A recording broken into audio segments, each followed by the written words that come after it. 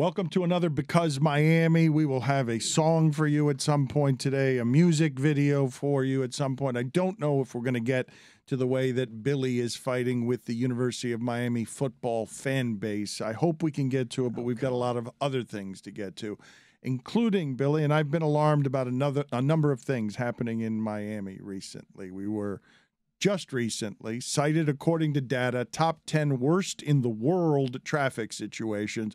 And I think it's just because we're inundated by human beings when we shouldn't have this many people here, as the prices of homes go up higher than they've ever been, and as cranes are all over the city, Billy, because we have no way to build anywhere but up. And so everywhere I look, all of this money is pouring into the city. All of this building is pouring into the city.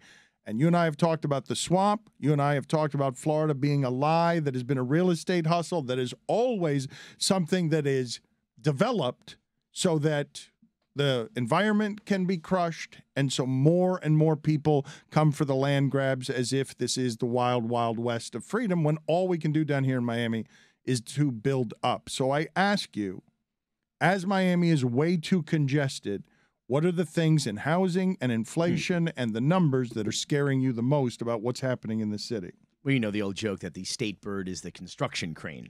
I mean, that's true all over Florida, nowhere more so than in South Florida. And I think you have to remember the traffic issue is not just the quantity of people.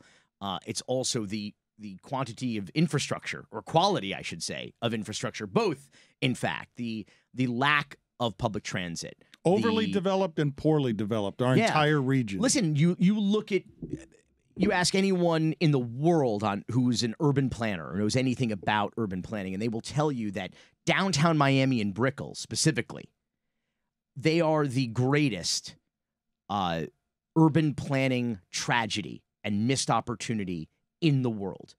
I wouldn't even say top 5. I would say probably number 1. Our skyline is shit compared to what it could be. The entire means of getting around should be so much easier and more efficient. But Miami is not just one of the youngest cities.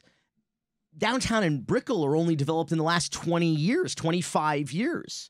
So they had a blank canvas that if they had the vision and the wherewithal and the sanity and the functionality of a real government, there would have been a master plan. There would have been urban planning. We would have said, where do the parks go? Where's the green space? How are people going to navigate this city in terms of transportation, in terms of bikes, in terms of pedestrians? Without killing them. Where are the schools going to go? Without killing pedestrians and people on bikes, because that's not a bike path. Where are the schools going to go? Where's the sewage going to go? Where's the water going to come from? How are we going to protect our greatest asset here in this tourism economy, the Bay, while we develop? Nobody did a thing. We just got decades of unfettered development. We just got nonstop corruption, dysfunction, and construction. That's all we got. And so there's very little quality of life in these places where people are flocking. And more importantly, there's very little value. The stats this week via the FIU Metro Center, the Miami metro area, if you're renting in Miami-Dade. Let me just stop you for just a second, because I told you when we started Because Miami that I had friends who 1 month to the next, their rent was going up so much that they simply had to move because there are not rules to protect them in these instances. We are the most unreasonable housing market. I don't know if it's in the world. It's certainly in the United States right now, where it's almost impossible to afford to live at a reasonable rate in these homes. Yeah, there's now an ordinance that in the county that requires a 60-day written fair notice of a rent increase of greater than 5%.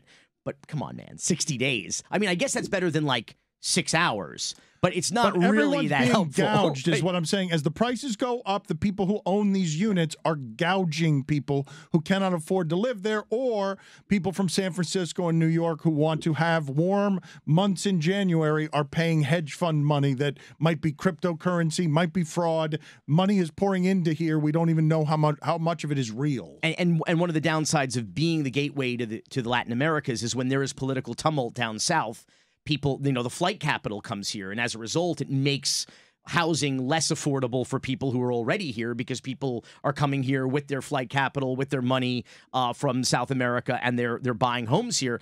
And it is the least affordable housing market in the entire country. Here's the stats. It's unbelievable. You would need to make as a renter in Miami-Dade, your income would have to be $125,000 a year in order to pay the average $3,140 a month rent for a 2-bedroom apartment. Again, $3,140 a month is the average rent for a 2-bedroom apartment in the Miami metro area. And based on the percentage of your income that would have to go towards housing, because, I mean, you need money for other things like internet and gas and power and electric and your food. Oh, I forgot about food. And I never do. So you'd have to make $125,000 a year. Dan, do you know what the median household income in Miami-Dade County is? Not even a third that? It is, I think, $57,000. And that's median household, which means that could be multiple income streams. And you know how hard people in this town work to make $57,000 a year? Okay, and can't afford the average rent for a 2-bedroom apartment. In the city of Miami, the median household income is $47,000 a year. In Hialeah, the median household income is $43,000 as that becomes a a top 10 least affordable place in the United States. It's the Brooklyn of Miami, Dan. I hope you know. What about, are there other numbers here that you wanted to get to that would explain? Oh, they're terrible, dude. To people, everything is awful. But to people who don't understand outside of Miami, what this elastic that's going to snap, are there other numbers here that are damning and terrifying that you can put in layman's terms? Bloomberg just announced that Miami has overtaken Phoenix as the U.S. inflation hotspot in December. That means Miami is number one for inflation at 9.9%. So nationwide, it's now down to 6.5%, slowly getting under control. But in Miami, it's 3.5% higher at 9.9%. But don't worry, Dan. Miami Mayor Ponzi Postalita, he has a plan. He has some advice. He says, stop being poor. One option is to try to find another apartment that is equivalent or less expensive or whatever. That's obviously enough. So that's on the cost side. But on the income side, the other option is for your job to pay more, your employer to pay more because they're probably making more money because they're also benefiting from this inflation. Or B, find a job that pays better. Stop being poor. Excellent advice from the mayor. Thank you. Stop being poor. As, Billy, another 44-story luxury condo tower is being... Solutions, Daniel. Solutions. Is being wedged. Daniel's son. Is there room between the Miami River and Brickell City Center for a 44-story luxury condo? What are you doubting it, Dan? Are you doubting it for Billy, a second? No, but I am driving around. Yes. I'm not kidding you when I say I see what used to be very small spaces. I'm like, there's not enough room to build anything there. Going up very high into the sky from one month to the next. And I'm like, how did they build that there? That does not seem safe. Yeah. Well, it's necessary. As you said, you have to go vertical to get the density because we have so many people and we can't just have these spread out, houses on, quarter of an acre, 3/4 of an acre. And, we just can't. We don't have the land in a peninsula backing against the Everglades for that. So you have to build up. Are they doing it safely and responsibly? In Miami, I can't say that they are. Miami, as I often repeat, Miami-Dade County is home to 3 of the top 10 deadliest structural collapses in the entire United States. One county has seen 3 of those. So I don't think we're doing it responsibly, but we're doing it. And we're doing a lot of it, and they're going way high up, and they're in very small and narrow spaces. And this 44-story luxury condo, that's the thing, too. And nobody ever asks Mayor Ponzi Postalita this question because we don't really have a very competent local media. And when they get access to him, they don't want to ask hard questions because otherwise they might not be able to look at those eyebrows again, and because they won't get access. And so no one ever asks him, you've been in government now, dude, as a city commissioner and as a mayor for like 13 years? 14 years? 13, 14 years. How many affordable and workforce housing units have opened in that time? This is a problem that predates this inflation issue, that predates this affordability crisis. This was going on pre-pandemic. All the pandemic did was take all of these problems and put them on fast forward, is all they did. Accelerated these trends. And the city was not doing anything about them before. They're not doing anything about them now. The answer is, look, here's, if you're in the market for a condo in Miami, wedge. I love the way, good for the Herald, by the way, which has become such a real estate mullet wrapper, but they actually use the term wedge. They're wedging this condo in between Brickell City Center and the Miami Arena for a 500 square foot studio, Dan. 500 square foot studio apartment. They start at $600,000. Holy shit. Goes up to a 1,300 square foot 2-2. So a 1,300 square foot 2-bedroom, 2-bathroom. They are $3.5 million. All right, good times. We talked to Carlos Guillermo Smith next about the other stuff happening all over, not just South Florida, but Florida, as Ron DeSantis continues his terror reign. We're screwed. We have largely stayed toward Miami topics, and Ron DeSantis and his influence and his leadership is always sort of sticking its beak into some of what's going on around here in South Florida. But as the ruler of the state, it appears that now he's going after higher education. And so we bring in Carlos Guillermo Smith. He's a former Florida Democratic state representative. And there's been news here in recent weeks. I don't know whether you're getting numb to it or not, Billy, but the attacks are pretty predictable. They're not particularly well camouflaged, but they are attacks again and again on things like higher education now. It's tough to know where to start with Carlos because he has been embedded as a former, Florida Democratic representative, lawmaker. He was on the front line, and even in his post-elected life so far has been on the front line as well. And there has just been, the first term was bad, but the mandate that this guy seems to have, it has just been a nonstop fire hose of fascist fuckery from Ron DeSantis. And every bit of it is unfunny and petrifying, but the drumbeat is so consistent that it does become mind-numbing to play whack-a-mole with it and to just imagine something more terrifying. And Carlos, I think we should start with what Dan said with higher education. You've been very proactive here. And, we talked about this in the banning of the play and in the tropics by Miami-Dade County Public Schools. It's like cabaret. It's like Germany in the 1930s. They come for the artists. They come for the intellectuals. They come for the educators. They come for the books. What is happening? How is the administration taking aim and targeting and creating an absolutely unconstitutional, chilling effect on higher education here? Well, first of all, thank you for having me on the show, because I think it's really, really important that people wake up to what's happening right underneath our noses here in the state of Florida. We've seen an onslaught of attacks on academic freedom, not only in K-12, but also particularly in higher education, as we're seeing right now. And these attacks are not just laws that are being passed. For example, the Stop Woke Act, HB 7, which restricted how our state colleges and universities could teach things, particularly race-based issues, gender-based issues. It's already been struck down temporarily by a federal judge. But it's not just these laws that are attacking higher education. The governor is using every lever of power that he has through the power of his office and through state agencies to pretty much get his way through fear and intimidation. We're seeing that in the demands that he has made of higher education, for example, to produce documents and data related to their programs related to diversity, equity, and inclusion.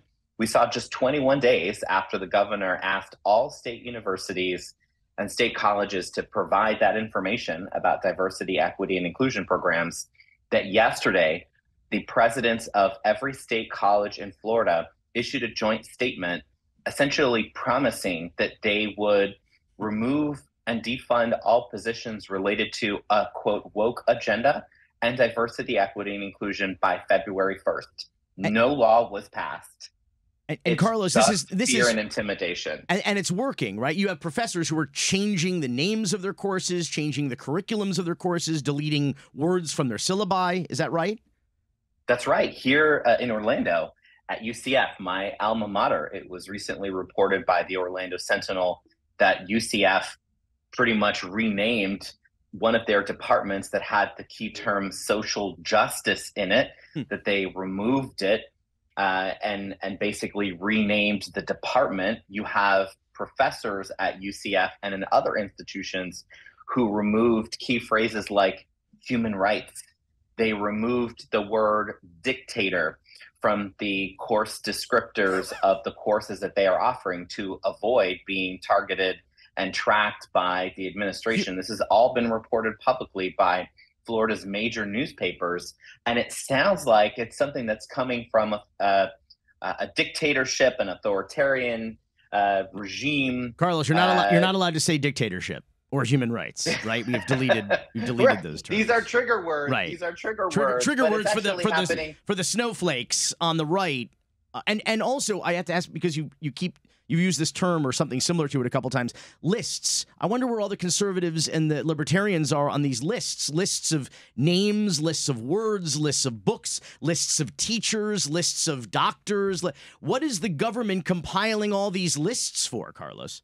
I want to be very specific because it's actually so shocking that people kind of don't want to believe that these things are actually happening. The Speaker of the Florida House of Representatives, Paul Renner, basically sent a similar memo that the governor sent to all of our state universities, asking for not only more detailed information about how they spend money on diversity, equity, and inclusion, but a specific bullet point in their request said that they wanted the full names, salaries, and job descriptions of those individuals who were paid by the university to do work related to diversity, equity, and inclusion. And it has a chilling effect. They are sending these very threatening messages to the state universities that are primarily funded by state dollars.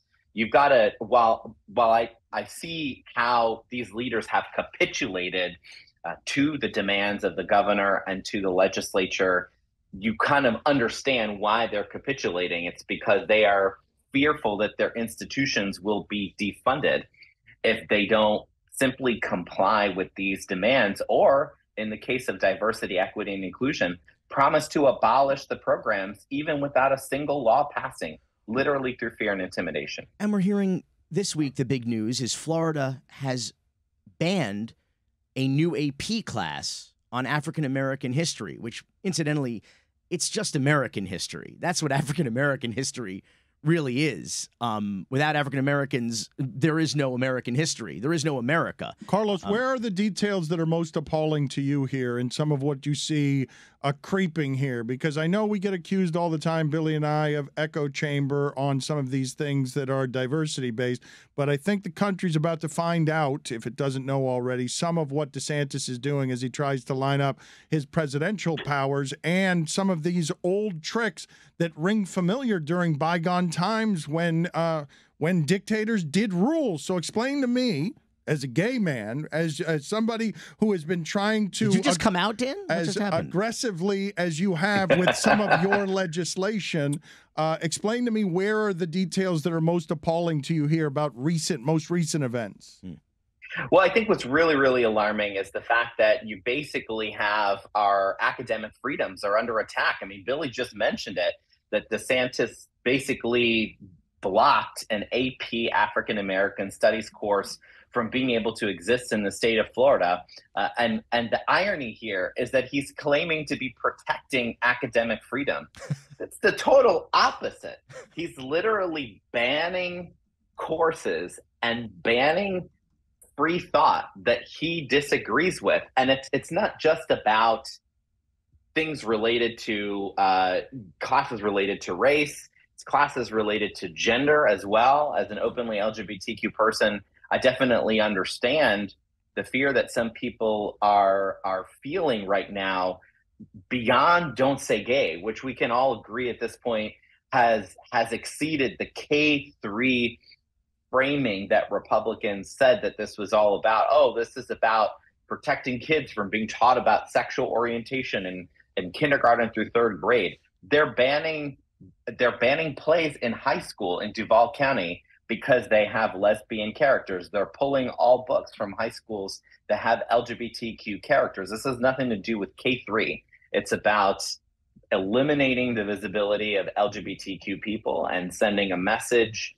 that we're not welcome here. But the reality is the message that LGBTQ youth need to hear is that they are loved and celebrated for who they are, and that there's people out there that are willing to stand up and fight for them because their lives matter.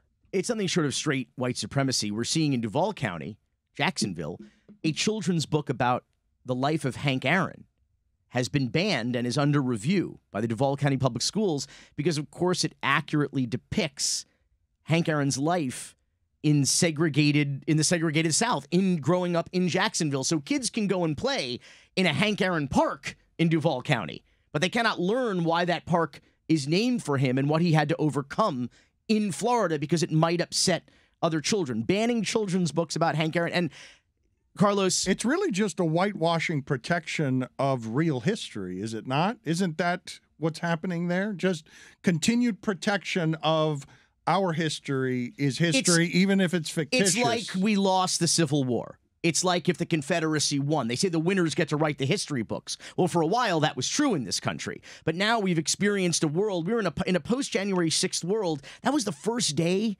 in which the Confederate battle flag, the flag of treasonous, racist, slave-owning traitors to this country, that flag flew in our nation's capital. So we are in a post-world where they think they're living in some fantasy land. And Carlos, Floridians have real problems. We have, if you can get homeowners insurance, the highest homeowners insurance rates. We pay more for car insurance than anywhere else. We are paying more for power because FP&L DeSantis gives them every rate raise that they want. We have 5,300 vacancies. Okay, by four times as many as we had 5 years ago. We're teachers. We have a failing educational program in this state. We have an unaffordability crisis in housing. We have Miami is ground zero for inflation. Carlos, number one for inflation, up the most 10%, while the country at large is down 6%. And so, Carlos, why are we talking about drag queens? Why is the governor talking about drag queens? Why is this happening? Billy, I couldn't have said it better myself.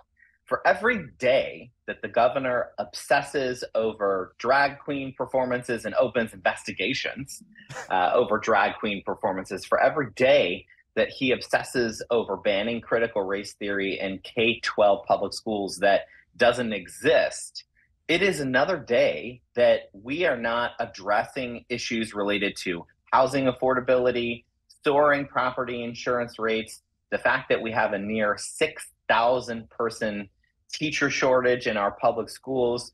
We have real problems in the state of Florida that don't get addressed, that don't get resolved, that hit people's pocketbooks in a real way that hurts because of these culture wars.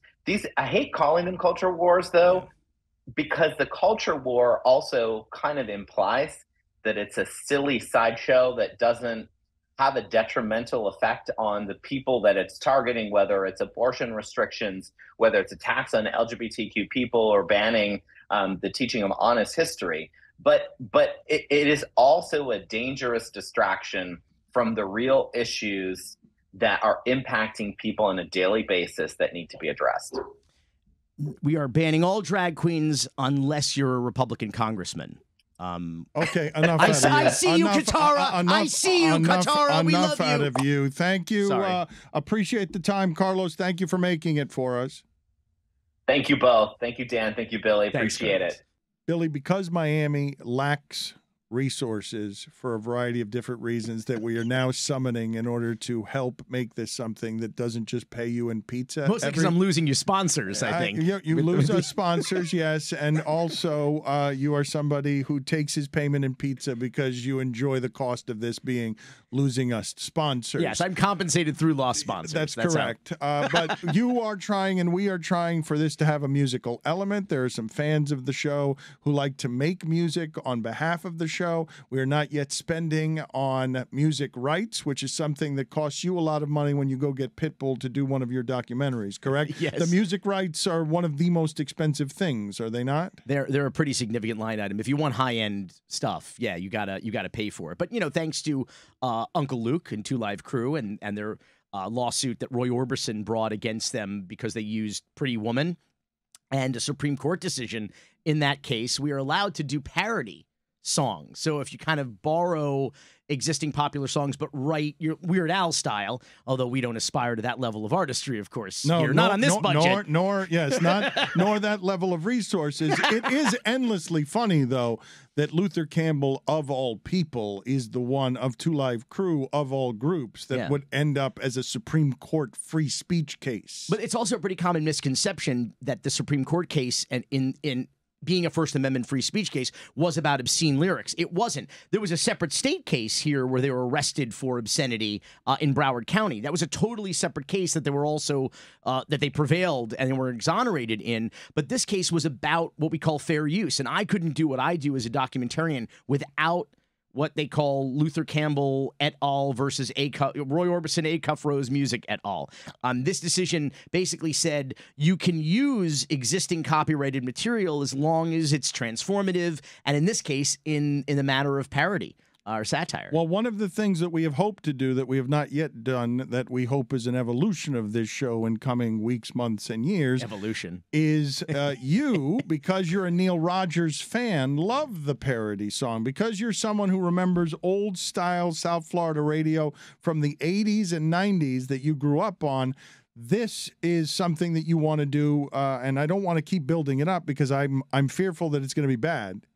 I'm fearful that it's not going to be funny. Fair. I'm fearful that it's not going to rise to the level of what Neil Rogers did. Well, but you have to remember, like the greats, it was Boca Brian, Guitar Man. These were also like Neil fans at the time who would contribute artistically to the show, because Neil was Neil had 4 hours of dead air to fill every single day, and he did it by himself. Every once in a while, George, his producer, would dive in, but for the most part, it was just Neil and a microphone and callers, and nobody did that, and a cart machine, an old school friggin' cart machine, and nobody did it better than he did it. But then every once in a while, everybody needed a break, right, from that voice, from that fire hose, as you would call it, and so he would have these parody songs that were all based on pre-existing songs, great many of them not contemporary songs per se, but kind of like, classic rock and folk songs and things that everybody would recognize.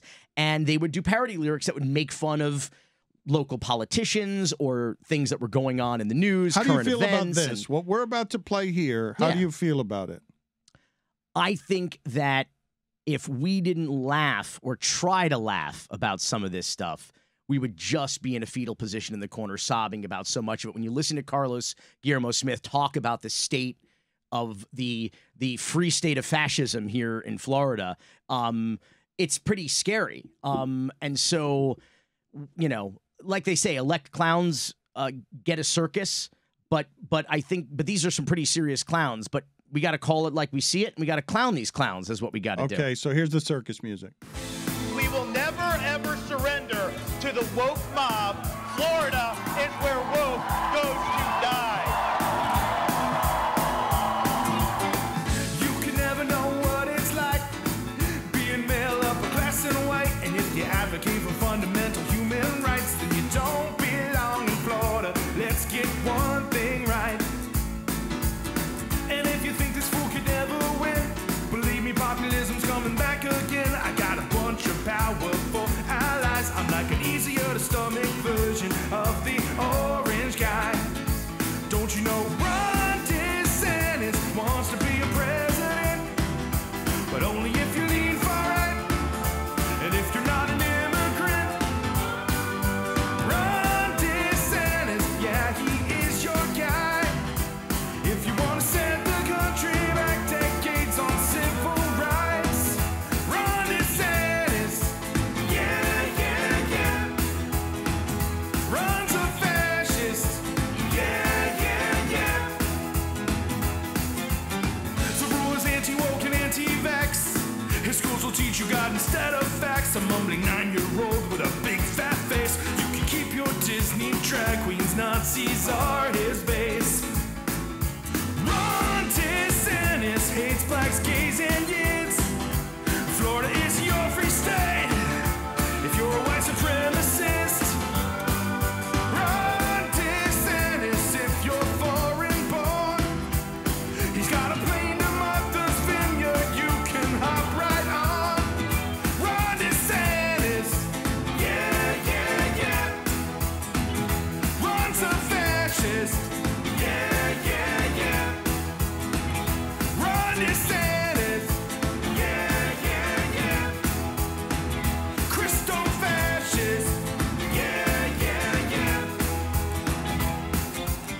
last thing we need to do. I did not think in 2023 Nazis are his base would be a lyric in a song. So a lyric video is fun, but I will tell you my dream. I don't know if you remember the famous "I'm Still Standing" video by Elton John. It was like right on the beach in Cannes with all the dancers in it. So it was my dream that we will shoot a video for that with you in full Elton John, like glasses and regalia, right out here on Ocean Drive in Miami Beach. Elton Juan. Ron DeSantis. Ron's a fascist.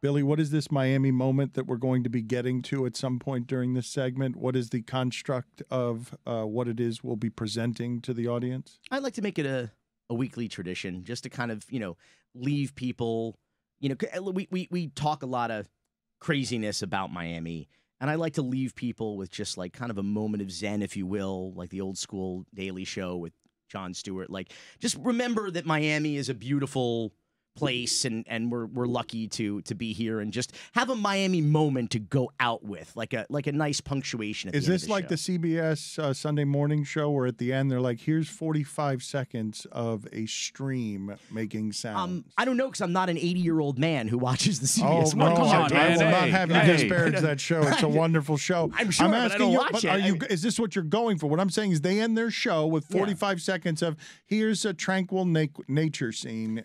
Enjoy the sounds. It's the Miami version of that. Okay, well, sure. That is going to be a new weekly segment, or Yeah, we're gonna end the show. semi-regular. Yeah. Okay, how about like my bowel movements? I hope that also, not unlike your bowel movements, and also I hope But enough it's about Joe Carollo.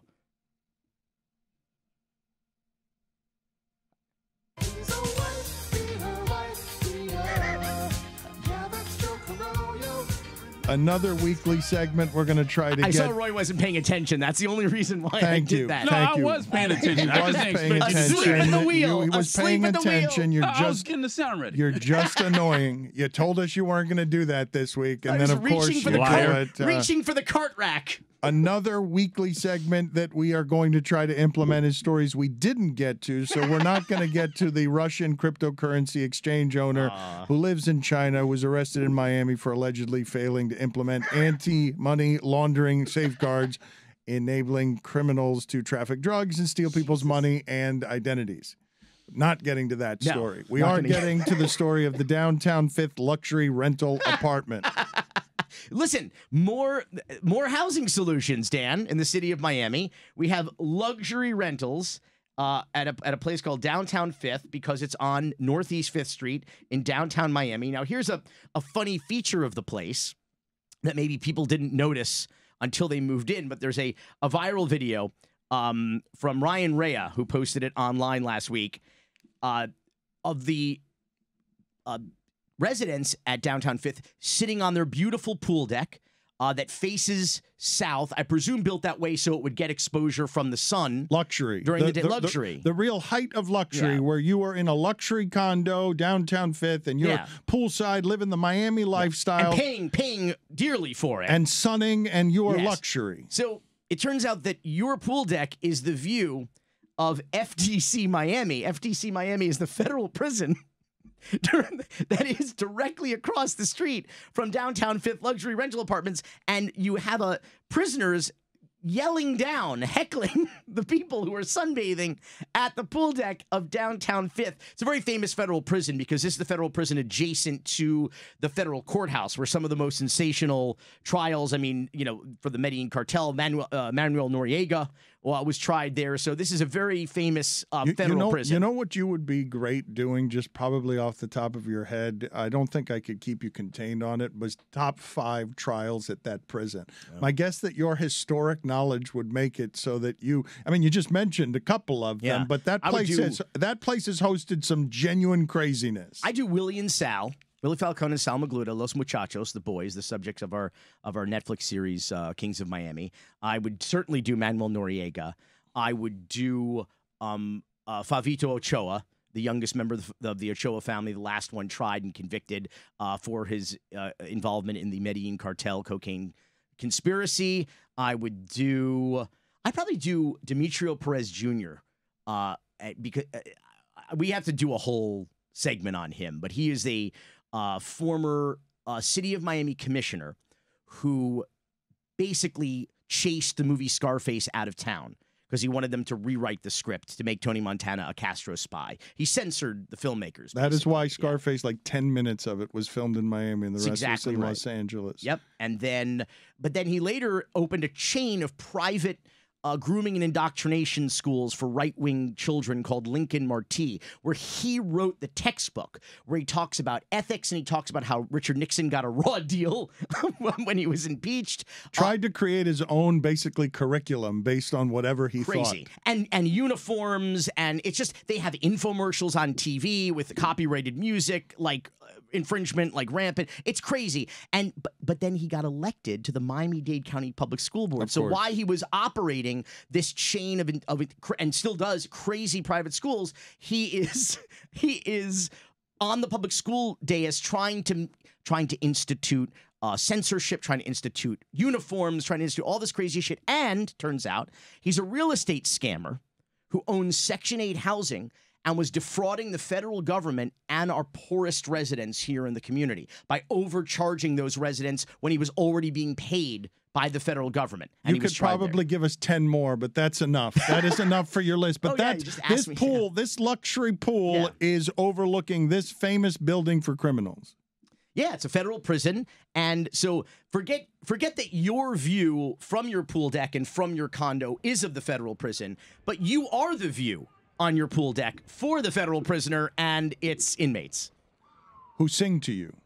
Well, yeah, and if Two Live Crew and Pitbull kind of. Well, somebody was hanging out. The video is of an inmate singing to the luxury tanners. Yeah, over at Kulo Condos. We have to be the only city in America that has a luxury condo right next to a federal prison. I can't think of anything else. I mean, it's possible that Manhattan does. Sing Sing? But I think that where the pool deck is the view of the prison. It's quintessentially Miami, as is this. Taxpayers spending hundreds of millions of dollars for nothing. So explain to me the latest of hundreds of millions of dollars being spent on no bid contracts locally. Mayor Daniela Levine Cava is at it again. I mean, just so profoundly disappointing. I mean, just a mess. I mean, guaranteeing that she will be a one-term county mayor and set back progressive politics in this county by decades.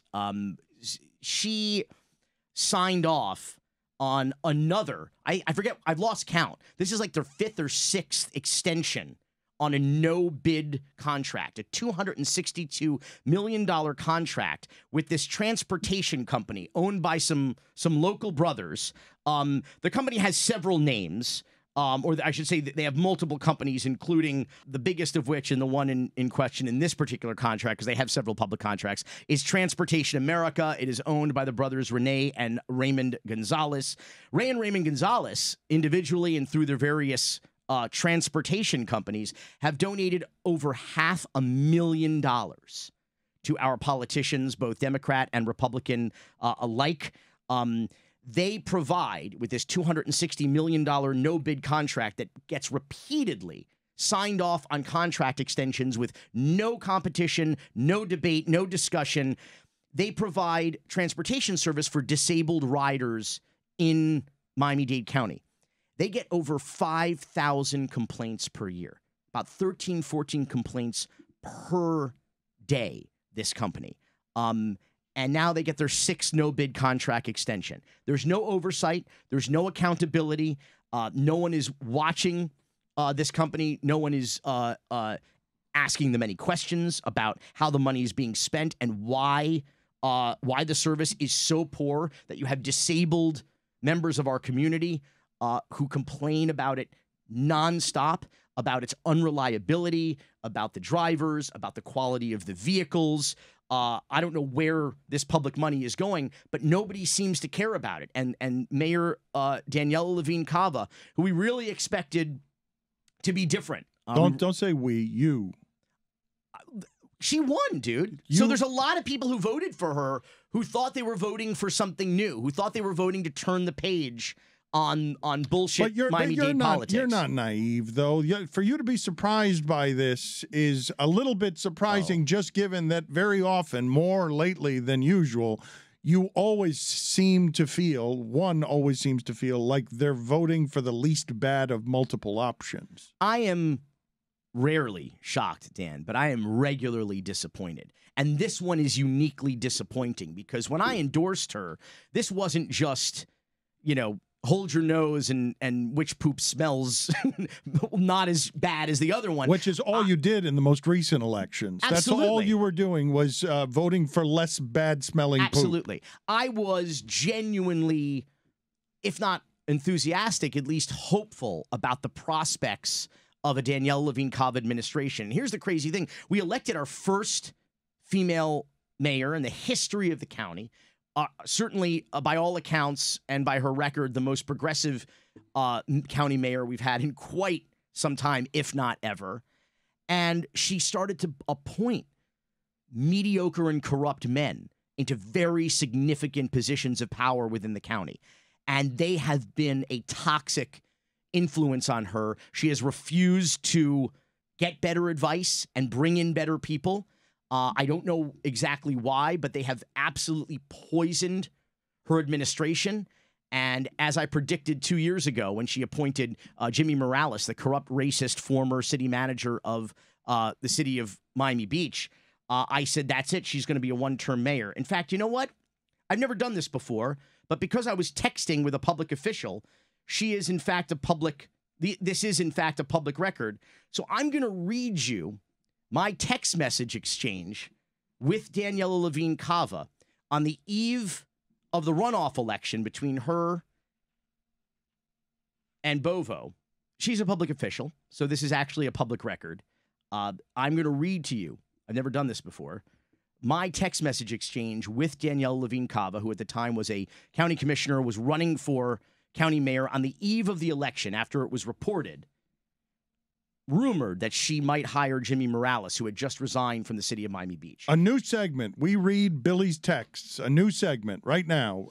Long discarded texts that no one has thought about since then. We rummage through Billy's texts, private texts, in what feel like a betrayal, but is actually public record. October 7th, 2020. I text her, "You're going to hire Jimmy Morales?" She texts back, "That is a rumor somebody started." I reply, "That's not a no." She writes back, "I'm focused fully on the campaign and getting across the finish line." I should have replied, "That's a yes." But instead I replied, "With all due respect, if you plan to put him in your administration, that is disqualifying." To which she replies, "I think I will make you proud." This was before I endorsed her publicly. She played you. She lied. And then she got elected. One of her first acts was to appoint Jimmy Morales. I predicted on that date, based on his record, that she will be a one-term mayor. And I don't know what DraftKings has those odds at, but I'm gonna bet the rent on it. You may be right, but she played you. She got elected, and now Jimmy Morales, another corrupt racist, gets to have legitimate power. I am going to segue now into our newest segment, a Zen, because you seem agitated. You seem bothered. You just betrayed someone and filed it under public records. It's a public record, Dan. I read a public record. You betrayed a privacy there, and I need to soothe you with a singular Miami moment. Quit playing with me. Mafia-Dade County Commissioners. Listen, I don't know what the agenda item is, but if it's like anything we know, it's a waste of money because that's all you people do. So we should vote no on it. We can't trust you people. We can't trust Republicans. We can't trust Democrats. I don't know what it is. Just don't vote on it. It would be better if you people went to the beach and had a pina colada and did nothing. This lady right here, that's why I have my camera pointed, because... You will actually not direct comments directly to any individual Okay, that's fine. But I come here and the commissioners don't pay attention. They walk out, they leave. So I got to put my camera at you people so I have evidence of you people not paying attention to me. I don't know what the agenda item is, but we're not going to vote on it. I'm telling y'all not to vote on it. It's bad. Everything you people do is bad. And now we're going to have a moment of silence.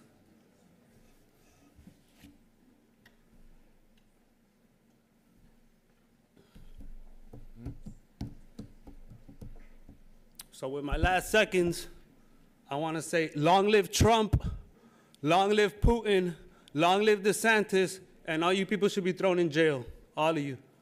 You're all crooked. Mafia-Dade County. Nobody trusts you people. Nobody trusts Republicans and Democrats. Thank you. Thank you. Talk to you next week, everybody. Cocaine's.